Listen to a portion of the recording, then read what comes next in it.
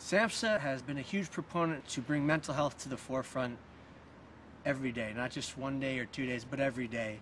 And they give these consumer leadership awards to people they believe who struggle with a disorder or disease of the brain, who actively go out and try to help others. And it's beautiful, and it was awarded to me for my work in trying to prevent suicide and trying to help people who were in a position similar as I was years ago find hope, healing, and a modicum of happiness and success. I have found all of that, and I've been lucky enough to live 10 years past the day that most thought I would die by my own hands attempting suicide. And this means the world to me, and I will keep doing this work, and I will keep joining with people in the like doing other works similar, and I feel blessed and honored to have been awarded this today. In the year 2000,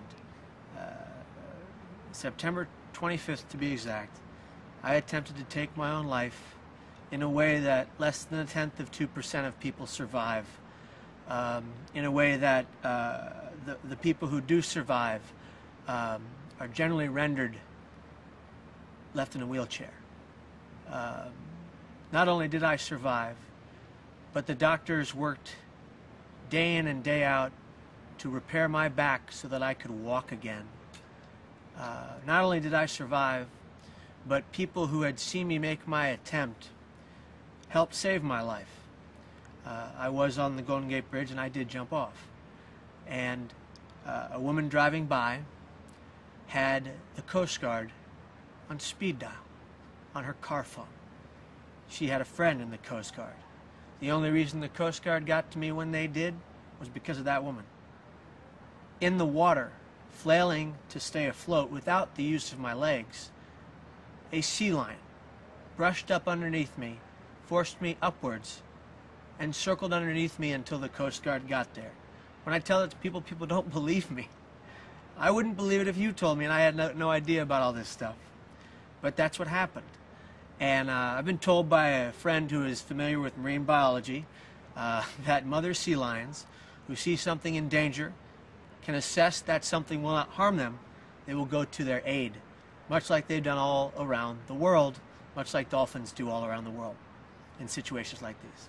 I was standing on the Golden Gate Bridge with the intent to jump and die that day. And on the trip getting to the Golden Gate, I had made a pact with myself, much like many suicidal people do, that if someone saw my pain and asked me if I was okay, or something close to those words, I would have told them everything. The question is who would have listened, but that's not where I was. If someone had said something to me like, "Are you okay? Is something wrong? Can I help you?" I would have told them everything. And hopefully they would have helped me not jump off that bridge. But this woman approached me, and as I thought she was going to be my savior, she said, "Will you take my picture?" She had, very big, thick sunglasses on, and I'm assuming the sun was in her eyes. And she could only see beauty on that bridge, which is understandable. It's a beautiful piece of work. And people come from all over the world. People come from all over the world to see its beauty. I get it. I was there because I thought I was a bad person. And I was there because I thought I was a burden and I had to die. And as she walked away with her camera, the thought that crept into my mind was, nobody cares. The reality is everybody back at my house, my dad's house, my mom's house, my immediate and extended family, people I barely knew cared. They all cared. No one wanted me dead but my brain, which was trying to kill me while I was trying to stay alive. And at the millisecond that I hit free fall, I said to myself, "Oh my God, what have I just done? I don't want to die." And I thought obviously it was too late.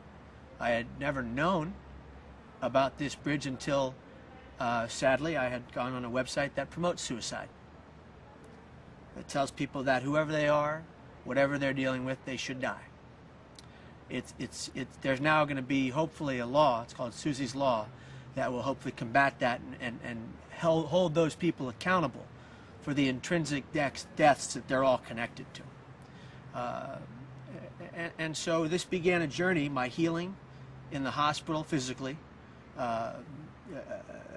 having almost lost the use of my legs, having this doctor who was one of the most foremost back surgeons on the face of the planet, who wasn't supposed to be there the day I was entered into the hospital, but for some odd reason he stayed. Well, he went in to see my family and he said, "I'd like to do the back surgery." And they said, "Who are you?" And he said, "Well, one of the foremost back surgeons on the face of the planet." And he said, "This will be something that I've never attempted before, but I'll do my best." And my father and my mother gave their blessing. And by goodness, did he do his best. Better than that. As I got older and I understood what I did and how I got there, I realized that there needs to be suicide prevention education, in my opinion, in every grammar school, high school, college, and major university in the world. There are so many people in this country, in this world, who suffer quietly with mental health issues or brain diseases, and they lose control, and they end up being 150 held at a psych ward for a certain amount of time. The lack of education in the school systems in this country and every country, the lack of education about suicide prevention, about healing with mental illness, because it's possible. And now, you know, we have the Garrett Lee Smith Act that helps me go around and talk to schools. And that was due to a terrible tragedy, but the senator and his wife have decided we're not going to sit down idly by and watch this not be taught. We're going to do something about it now, and they did, and look what they've done, reaching hundreds of thousands of people all across this country, saying in effect, you don't have to die by suicide. You can live well with a mental disorder. And I have bipolar disorder, type 1 with psychotic features, and aberrant self-violent behavior.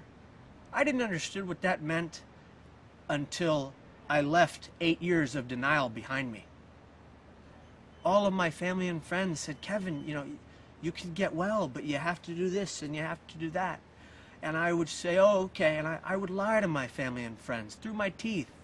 "I'm fine, Dad, I'm fine, Mom, Doctor, I'm fine, I feel much better, the pills are working." Well, in reality, I was taking the pills sporadically.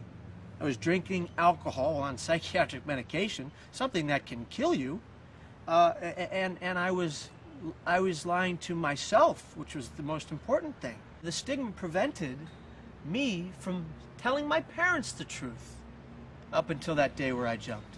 The stigma prevented me from telling any of my friends, and I have a lot of friends in the city. I couldn't tell any of them. And when I lived, all of them said the same thing. "Why didn't you call me? I would have been there." The immense guilt my family felt that they should have never come near for so long. They have guilt till today. If I had just listened, if I had just seen the signs. Well, we need to teach the signs of suicidal thought to every school, state, country, around the globe who's willing to listen. And the mental health movement is growing, and it is moving in the right direction. And you're a part of that. You're a big part of that. The California Bipolar Foundation is going out and growing by leaps and bounds in such a short amount of time to not only help people understand what is bipolar disorder, but how you treat bipolar disorder. And it's going to vary between person and their particular grade of disorder, and how you can save a life of someone who is suffering with this kind of mental illness. And you can do that by opening your arms, your hearts, and your souls and saying to the people, "I understand. I empathize. I've never been there particularly, but I can try to put myself in your shoes." And those are big shoes to fill. And it's painful what you're going through. And to not demean what they feel anymore. To not look at them and say, "Well, that's not real." Wait a minute. The hallucinations I had were real to me. They were purely frightening. The people that told me that I had to snap out of it, get over it, and keep moving were numerous. and the people that didn't understand and demeaned what I told them, i.e. my symptoms on a regular basis, were many. And when I lost my sanity time and time again because of denying I had this disease, it ended up ruining 8 years of me and my family's life. And finally opening up and saying, I have bipolar disorder, I accept it, and I accept the challenge that it will be to treat that disorder. And you at the California Bipolar Foundation are saving lives on a day-to-day basis, and I'm thankful to be an honorary board member.